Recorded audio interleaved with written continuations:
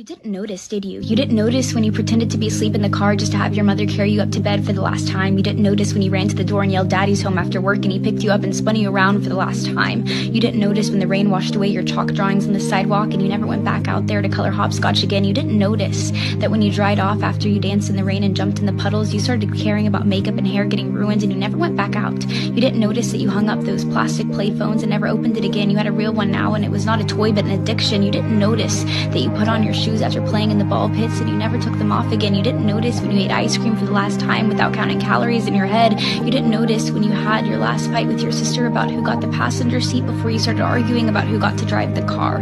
You didn't notice when you stopped believing in Santa Claus as the magic of Christmas was replaced with material wish lists. You didn't notice when you stopped believing in a monster that lived under your bed as it started to come out in the reflection of your mirror. You didn't notice when you went to field day for the last time, when you got your last participation trophy, when you kicked your brother's seat during a road trip for the last time, when you had your last play date with your Barbies, when you had your last Disney movie night with your family. You didn't notice that grandparents don't last forever. You didn't notice that your childhood cat wasn't eternal. You didn't notice your parents are growing up too. You didn't notice it, do you?